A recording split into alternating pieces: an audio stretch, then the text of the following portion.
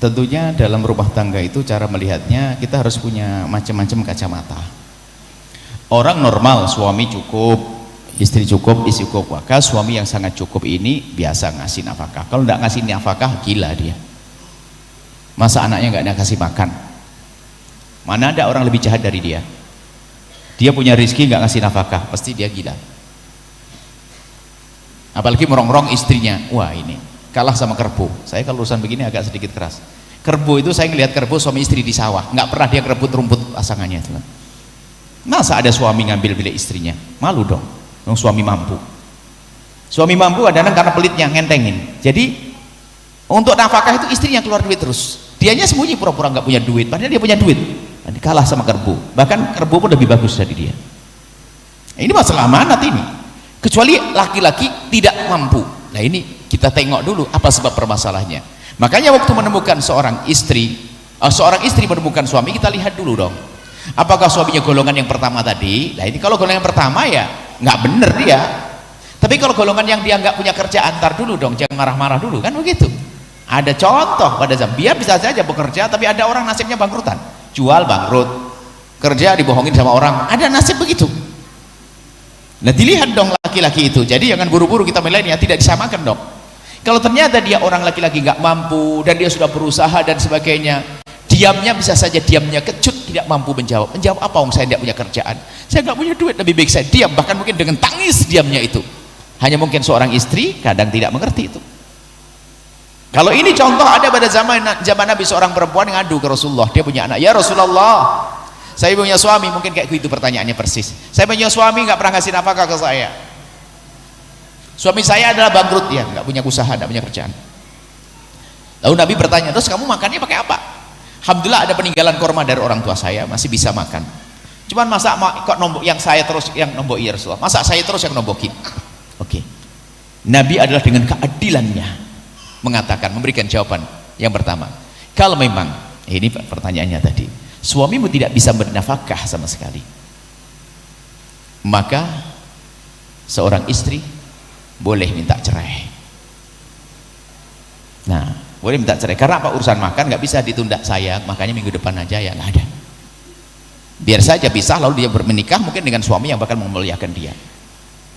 Makanya di saat di hadapan kisah semacam ini, manusia perempuan langsung terbagi dua, orang bebel sama orang cerdas.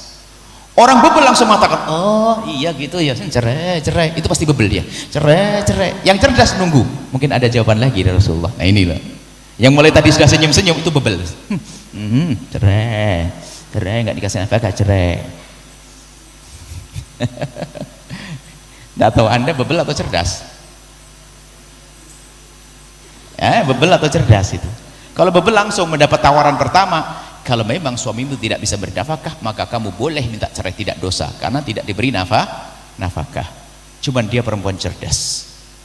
Ya Rasulullah, masa hanya gara urusan begini harus cerai? Ada opsi lain ya Rasulullah? Ada pilihan lain?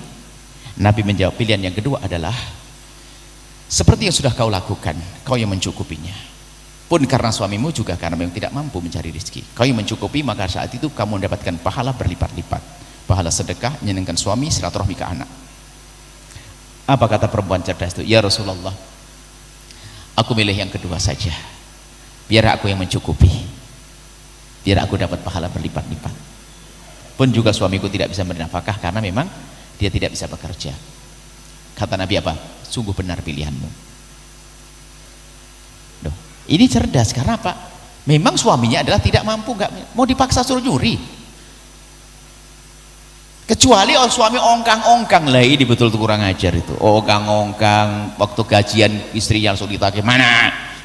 Ini udah, aduh.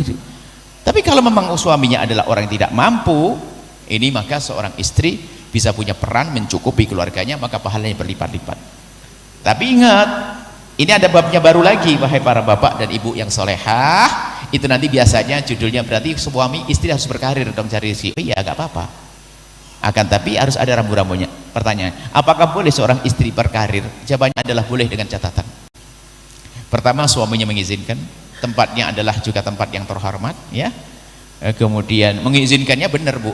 Jadi izinnya yang benar, izinnya abang, kalau saya kerja gimana bang? Itu izin yang benar. Tapi izin bang, abang itu gak pernah ngasih duit, gak pernah dapat duit, ini boleh enggak saya kerja? Ini izinnya serem itu, bukan begitu.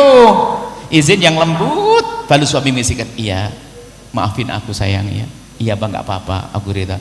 Kemudian apa, dapat izin, kemudian terhormat, kerjaannya halal, keempat tidak meninggalkan pekerjaan yang lebih besar lagi, yang kelima itu lebih penting, tidak menjadikan dia sombong.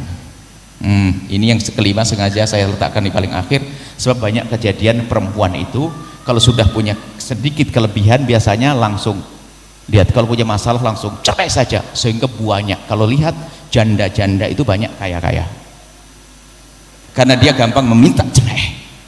Biar paham setelah itu dia menikah lagi jadi lembut. Kenapa? Dia merasa bahasanya aku bisa kok, aku bisa ke mahkamah, aku bisa ini, aku bisa itu. Belum lagi perilakunya di rumah kadang berubah. Seharusnya kalau di wanita solehah, suaminya adalah nggak mampu kerja, sudah berusaha bisa kok dia kaya, dia semakin tawadhu. Seperti dalam kisah ini ada, sehingga beberapa generasi para wanita mulia itu setelah sahabat Nabi itu di saat dengar hadis ini tentang perempuan ini, sampai ada mereka berdoa begini. Perempuan yang dengar cerita perempuan tadi doanya begini, ya Allah jadikan suamiku melarat biar aku saja yang banyak duit. Ayo loh, yang penting itu bahagia, tidak harus melalui siapa-siapa. Tapi kalau perempuan sudah mulai nggak pernah ngasih duit, sudah dicukupi oleh Allah. Yang nggak benar adalah laki-laki cukup tapi tidak membiayai, atau pemalas. Alasannya, yuk laki-laki pemalas alasannya macam-macam. Ngaji. Suatu ketika ada pertanyaan, kenyataan nih pertanyaan di pondok kita ada seorang perempuan ngadep kepada kita, Buya suami saya itu soleh banget. Masya Allah, soleh banget kan seneng. Maksudnya gimana? Oh rajin sholat, rajin pengajian dan sebagainya. Terus cuman Buya sayang, dia itu tidak pernah ngasih nafkah saya tiap pagi suruh pergi ke pasar. Terus dia yang mana? Hadir pengajian. Salah berguru barangkali dia. Ngaji di mana dia? Ngaji sama Buya. Wah kacau ini langsung. Siapa yang kayak begitu? Tak marah. Jangan-jangan ada di sini orangnya. Nah, gitu kan. Masa ngaji dengan Buya begitu? Nggak ada, kerja cari nafkah. Kalau sudah mentok nggak dapat duit, itu lain cerita. Istri berperan. Hidup itu harus indah, tidak boleh memperbudak. Seorang suami berusaha. Kalau ternyata suami mentok, indahnya peran istri mencukupi, bahagia kan enak. Suaminya wah mana ngawal kemana-mana kan enak. Jadi hidup itu harus indah seperti itu ya. Jadi pelan-pelan dulu, saya tidak bisa jawab langsung, makanya sudah direkam. Yang jadi masalah sudah nggak bekerja, kurang ajar.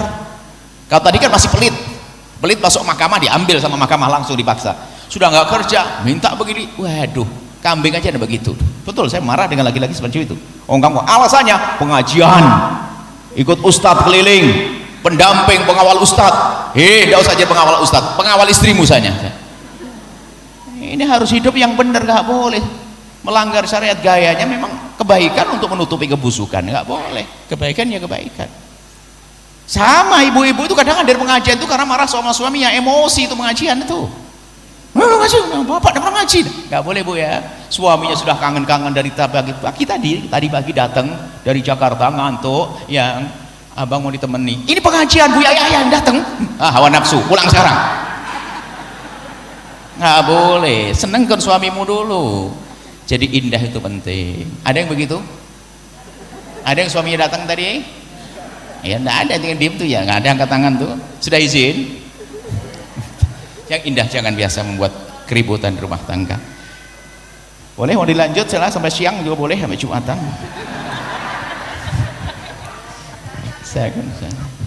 Setelah Anda menyaksikan video ini, jangan lupa berselawat kepada baginda Nabi Muhammad sallallahu alaihi wa alihi wa sahbihi wasallam.